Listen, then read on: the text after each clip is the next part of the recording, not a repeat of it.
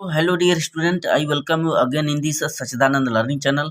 आप देख रहे हैं pre board exam class 10th का हिंदी 2022 पेपर। यह पेपर बहुत ही महत्वपूर्ण है स्टूडेंट, खास करके आपके आगामी जो यूपी बोर्ड 2022 का एग्जाम आने वाला है उसकी दृष्टि से इसको प्रिपेयर। इसमें किस प्रकार के क्वेश्चन दिए गए हैं पहला देखिए, क्वेश्चन दिया है कि निम्नलिखित में से कोई एक कथन सही है, उसे पहचान कर लिखना है। का दिया है राम प्रसाद निरंजनी ने प्रेम सागर ग्रंथ लिखा था, गलत। देखिए, का दिया है कौशिक ने रामचरितमानस महाकाव्य की रचना की, यह भी गलत है। और का दिया है पूर्ण सिंह प्रसिद्ध कहानी लेखक थे, नहीं नहीं। का देखिए भारतेंदु आधुनिक हिंदी साहित्य के जनक थे, हाँ बिल्कुल, yes it is right. Bharatendu आधुनिक हिंदी साहित्य के जनक थे। विकल्प इसमें राइट होगा पहले का। का देखिए इसमें दिया है निम्नलिखित कृतियों में से किसी एक रचना के लेखक का नाम लिखिए। तो लेखक का नाम यहाँ बताना है। का दिया है जैसे जड़ की बात, जो जड़ की बात है जैनेन्द्र कुमार ने लिखा है, याद रखे जैनेन्द्र कुमार। देखिए अर्धनारीश्वर, अर्धनारीश्वर यह जो है रामधारी सिंह दिनकर की कृति है। और क्या भूलूं क्या याद करूं, यह तो हरिवंश राय बच्चन जी लिखे हैं। और अगला क्वेश्चन देखिए दिया है वाला कल्पलता। कल्पलता ये हजारी प्रसाद द्विवेदी जी का है, कंप्लीट याद करें। अगला क्वेश्चन देखें, प्रश्न दूसरे का क से पहले अभी प्रश्न पहले का ग यहाँ पर दिया है, इतिहास के पन्नों पर किस विधा पर आधारित रचना है। देखिए इतिहास के पन्नों पर यह जीवनी है, डॉक्टर भगवत शरण उपाध्याय का यह एक जीवनी विधा के अंतर्गत आती है, इतिहास के पन्ने। अगला देखिए सरस्वती पत्रिका के प्रसिद्ध संपादक का नाम, तो आपको पता है सरस्वती पत्रिका महावीर प्रसाद द्विवेदी जी हैं, बहुत महत्वपूर्ण है, कई बार यूपी बोर्ड में आ चुका है। अगला क्वेश्चन दिया कि ठलुआ क्लब, ठलुआ क्लब यह जो कृति है बाबू गुलाब राय जी की है। अब दूसरा क्वेश्चन देखिए दूसरे का क, यहाँ पे प्रयोगवादी कविता की किन्हीं दो विशेषताओं का उल्लेख करना है। तो प्रयोगवादी जो कविता थी उस समय व्यक्तिवाद की प्रधानता होती थी, और दूसरा कि सामाजिक जीवन की जो चेतना थे उसके दर्शन होते थे, और ये अति यथार्थवादी चित्रण हुआ करता था उस वक्त। अगला क्वेश्चन दिया ख का, द्विवेदी युग के दो महाकाव्यों के नाम लिखिए। देखिए बहुत से महाकाव्य हैं द्विवेदी युग के, सबसे महत्वपूर्ण महाकाव्य साकेत है जो कि मैथिली शरण गुप्त जी का है, और दूसरा प्रिय प्रवास होगा आपका महाकाव्य जो अयोध्या सिंह उपाध्याय जी का है। ग वाला क्वेश्चन दिया है यहाँ पर देखें, संग्रह है ये 1951 में इसका प्रकाशन हुआ था। क्वेश्चन नंबर 3 चेक करें, 3। अब यह क्वेश्चन आपके गद्य गरिमा पर आधारित है, जिसका कि कुछ प्रश्न इसमें से पूछे जाएंगे। क का देखिए जिंदगी को मौत के पंजों से मुक्त कर उसे अमर बनाने के लिए आदमी पहाड़ काटा है। तो इस तरह का इसको आप अपने गद्य बुक में देखें तो यह अजंता से, अजंता जो चैप्टर है आप लोगों में उसके लेखक हैं डॉक्टर भगवत शरण उपाध्याय, तो उसका संदर्भ आपको लिखना है। नीचे लिखित कुछ प्रश्नों के उत्तर आप इसका प्रैक्टिस कर लें। ख का दिया है यहाँ पे, ये करें अथवा ये ऑप्शनल है, हे भगवान तब के लिए विपद के लिए इतना आयोजन, परमपिता की इच्छा के विरुद्ध इतना साहस।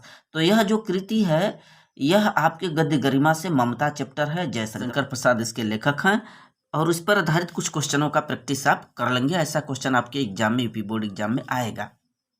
प्रश्न संख्या 4 देखिए आया है कि निम्नलिखित पद्यांशों में से किसी एक पद्यांश की ससंदर्भ सहित इनका व्याख्या करना है। तो आप कुछ इंपॉर्टेंट संदर्भों को आप कंप्लीट कर लें एग्जाम से पहले, यूपी बोर्ड एग्जाम से पहले। पहला यहाँ पर दिया है, सब तीर्थों का एक तीर्थ यह, हृदय पवित्र बना ले हम, आओ यहाँ अजात शत्रु बन सबको मित्र बना ले हम। तो यह मैथिली शरण गुप्त जी का है, और भारत माता की मंदिर नामक शीर्षक से लिया गया है।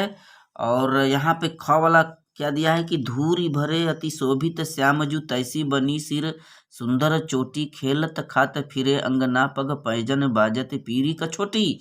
तो ये रसकान, प्रभु रसकान जी द्वारा रचित है, सवैया से लिया गया है आपके काव्य जगत से। अब प्रश्न 5वां देखिए, निम्नलिखित लेखों में से किसी एक लेखक का जीवनी परिचय देकर के उसके कृतियों पर प्रकाश डालना है, रचनाएं लिखना है।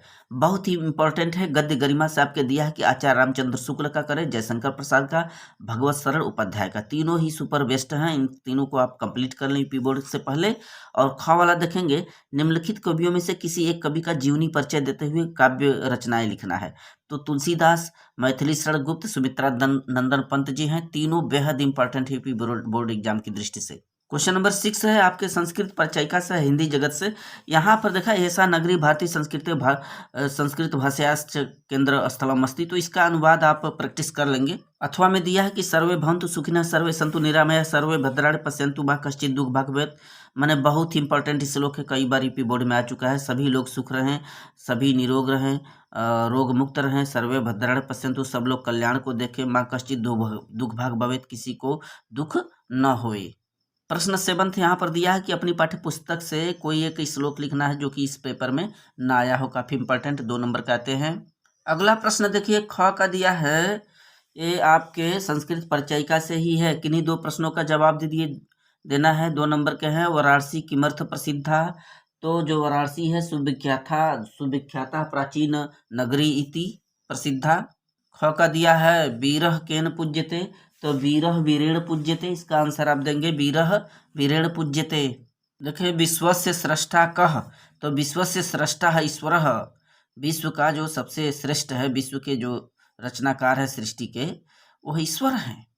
अब प्रश्न संख्या 8, अब यहाँ से जो भी क्वेश्चन आप ग्रामिकल देखेंगे, यही जो क्वेश्चन होते हैं आपके मार्किंग को बढ़ाते हैं हिंदी के पेपरों में।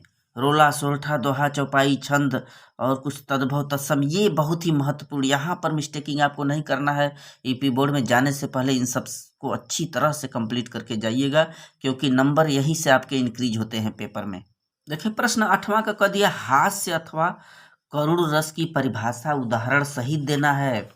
तो यहाँ पे विभाव और अनुभाव के संचारी के भाव के संयोग से हास नामक अस्थाई भाव से हास्य रस की निष्पत्ति होती है, तथा करुण रस, तो उसी तरह से करुण रस विभाव अनुभाव और संचारी के भाव के संयोग से शोक नामक अस्थाई भाव से करुण रस की निष्पत्ति होती है। इसका एग्जाम्पल आप अपने बुक में देख लीजिए।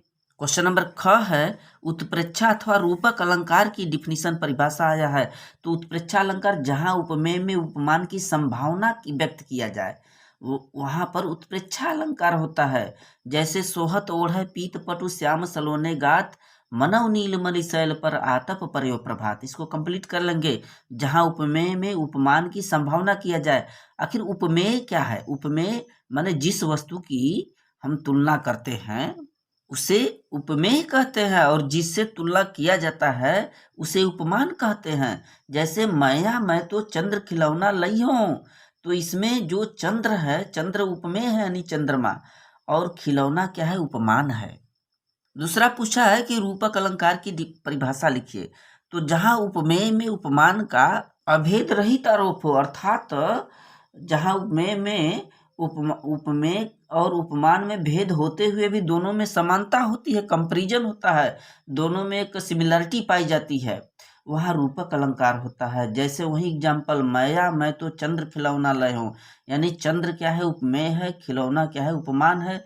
तो यहाँ चंद्र यानी कि चंद्रमा का खिलौने से यहाँ पर तुलना किया गया है, कंपैरिजन किया गया है। इनको आप कंप्लीट कर लेंगे। ग वाला पूछा है रोला अथवा सोरठा का छंद का परिभाषा लिखना है। तो रोला सममात्रिक छंद होता है जिसमें 4 चरण होते हैं और प्रत्येक चरण में 24 मात्राएं होती हैं, और 11 और 13 मात्राओं पर थोड़ा सा हल्का अल्प विराम होता है। उसी तरह सोरठा क्या होता है? सोरठा जो है ये दोहे का उल्टा होता है। कुल 4 चरण होते हैं, पहले और तीसरे में 11-11, दूसरे और चौथे में 13-13 मात्राएं होती हैं। निश्चित तौर पर ये सभी बोर्ड परीक्षा में आने वाले हैं, जो अगली एग्जाम में। अब प्रश्न 9 दिया है कि उपसर्गों में से किन्हीं 3 के मेल से एक एक शब्द बनाना है। अब उपसर्ग जो होते हैं इन शब्दों के लास्ट में लगाए जाते हैं। जैसे अप है, अप पर हम कोई भी उपसर्ग बना सकते हैं, अपमान, अपजन, अपनापन। सु से उपसर्ग आप बनाएंगे जोड़ करके सुमन, सुंदर, सुजन, सुलेख। नीर से कई हो जाएंगे, निर्माण हो जाएगा, निर्योग हो जाएगा, निरंकार। इसे शब्द बनाना है। उपवन, उप से उपवन, उपहार, उपदेश। आगे देखिए सह लिखा है, सहयोग, सहपाठी, सहमति। अगला है अभी से क्या हो जाएगा? शब्द अभिमान, अभिकार, अभिवादन, अभिलाषा, etc। अगला देखिए दिया है यहाँ पे प्रत्यय, 2 प्रत्यय प्रयोग करके एक एक शब्द बनाइए। प्रत्यय बनाना है यहाँ पे। किन्हीं दो शब्दों से। तो प्रत्यय क्या होते हैं, ये जो शब्द होते हैं वो लास्ट में, ये जो शब्द होते हैं लास्ट में जोड़े जाते हैं, इनसे शब्द बनाना है। जैसे आई लिखा है तो आप मिठाई, दवाई, पढ़ाई जो भी लिखे, हट लिखा है, घबराहट, जगमगाहट, चिल्लाहट, ता प्रत्यय से बनाना था। मधुरता, लास्ट में ता आना चाहिए। सुंदरता, महानता, वट लिखा है तो वट का मतलब सजावट कर दीजिए, लास्ट में वट जुड़ेगा। सजावट, लिखावट, बनावट। पन है यानी बचपन, लड़कपन, छप्पन। ठीक है, त्व प्रत्यय लिखा है, त्व का मतलब महत्व, सतीत्व, कवित्व, लास्ट में वो त्व शब्द आ जाना चाहिए एक बार। ग का देखिए लिखा है निम्नलिखित में से दो का समास विग्रह करके समास का नाम बताइए। तो यह देखिए बहुत ही महत्वपूर्ण है, जो कि आपके एग्जाम में आते हैं। चराचर, चौपाया, राजा रानी, इस तरह से है। तो किन्हीं दो का सेलेक्ट करना है। तो यहाँ पर चराचर का मतलब चर और अचर, ऐसे हम विग्रह करेंगे, चर और अचर, द्वंद्व समास होगा। चौपाया, चौपाया में चार हैं, चार पैरों वाला, यानी द्विग समास। ये कैसे हम बताएंगे द्वंद्व और द्विग? देखिए द्वंद्व समास में बीच में और शब्द छिपा होता है। इनके लिए हमने एक छंद बनाया है कि द्वंद्व में और छिपे, द्विग में पहला पद गणनावत है, बीच में कारक चिन्ह छिपे तत्पुरुष समास कहावत है। द्वंद्व में और छिपे का मतलब कि द्वंद्व समास के अंतर्गत चराचर जैसे है, चर और अचर, राजा और रानी। ठीक, तो और जो शब्द आ रहा है यह द्वंद्व के लिए है। और द्वंद्व में और छिपे, पहला पद गणनावत है, पहला पद का मतलब संख्यावाचक, चौपाया, त्रिभुज, चतुर्भुज, ये क्या होते हैं? द्विग समास होते हैं, जिसमें कि ऐसा लगे कि संख्यावाचक हो। ठीक है, तो ये द्विग समास है। राजा रानी, ये आपका द्वंद्व समास है, और शब्द छिपा है, राजा और रानी। सप्तऋषि, सात ऋषियों का समूह, यहाँ पर सात लिख रहा है, संख्यावाचक है, द्विग समास है ये। घ वाला देखिए निम्नलिखित में से दो का तत्सम रूप लिखना है। तत्सम और तद्भव होता है। तत्सम जो होता है संस्कृत निष्ठ शब्द होते हैं, और तद्भव शुद्ध हिंदी रूपांतरित शब्द होते हैं। अब ये हिंदी रूपांतरित यानी ये तद्भव दिए हैं, इनका हमको तत्सम बनाना, नहीं संस्कृत निष्ठ शब्द निकालना है। 2 नंबर का आपके बोर्ड एग्जाम में आता है। घर, घर का हम गृह लिख देंगे, गृह। अमावस, इसका जो होगा तत्सम शब्द अमावस्या। चना, चना का चड़क लिखिए। अंगूठा, अंगूठा का अंगुष्ठ करिए। भागनी हो जाएगा बहना का, और कुआं का कूप। आगे देखिए पर्यायवाची शब्द पूछ रहा है। अतिथि, अतिथि माने मेहमान होता है, आगंतुक होता है। इंद्र लिखा है, इंद्र का वज्रधर भी कर सकते हैं, पुरंदर, सुरेश। बादल माने वारिद, तोयद, नीरद, द शब्द आए। घोड़ा, अश्व लगा दीजिए, चेतक लगा दीजिए। भाई का भ्राता कर दीजिए। ये सब पर्यायवाची शब्द है। निम्न में किन्हीं दो का संधि विच्छेद करके संधि का नाम बताना है। यहाँ पर देखिए पितृधन आदेश, पितृधन आदेश माने पित्रादेश, पित्रादेश, पितृ धन आदेश। पितृ और आ, यहाँ पर ई और आ मिलके यह हो जा रहा है पित्रादेश। यण संधि, मधु धन अरि लिखा है, बराबर हो जाएगा मध्वरी। ध्व वह शब्द यानी यण संधि इसमें भी है। प्रतिधन एकम माने प्रत्येक, प्रत्येक हो जाएगा, प्रति एकम माने प्रत्येक, यण संधि। फिर आगे लिखा है अभ्युत्तरम, तो अभिधन उत्तरम बराबर हो जाएगा अभ्युत्तरम, यह भी यण संधि ही है। इसी तरह से सुधन आगतम बराबर स्वागतम, वह भी यण संधि है, बोर्ड में कई बार आया है। अगला देखिए निम्नलिखित शब्दों में चतुर्थी विभक्ति बहुवचन लिखना। चतुर्थी विभक्ति बहुवचन इन सब में बताना है, सेलेक्ट करना है आपको मधु अथवा नदी में। तो जो मधु है इसका चतुर्थी और विभक्ति वचन में जो चलेगा, मधुने, मधुभ्याम, मधुभ्य, मधुभ्य होगा। और जहां तक नदी का दिया है तो नदी के रूप में नद्य, नदीभ्याम, नदीभ्य चलता है चतुर्थी एक वचन। चतुर्थी एक वचन नद्य होगा, द्विवचन नदीभ्य, और बहुवचन जो पूछ रहा है नदीभ्य होगा, नदीभ्य। फल पूछ रहा है, फल का, तो फलाय, फलाभ्याम, फलेभ्य। मति का पूछ रहा है तो मत्यय, मतिभ्याम, मतिभ्य। अब इन रूपों को आप अपने बुक से याद कर लीजिए, बहुत ही महत्वपूर्ण है, कोई भी आपके एग्जाम में आ सकता है किसी भी बहुवचन और विभक्ति में। अगला क्वेश्चन देखिए निम्नलिखित में से किसी एक धातु का लकार पुरुष वचन लिखिए। अब पठाव किस धातु पुरुष का है, तो पठ धातु है आपका। लोट लकार है ये पठाव आपका। और उत्तम पुरुष में यह द्विवचन है, उत्तम पुरुष द्विवचन है, वहां पर रूप चलता है पठतु पठताम पठन्तु, पठ पठतम पठत, पठानी पठाओ पठामा। तो पठाओ वही है आपका उत्तम पुरुष द्विवचन।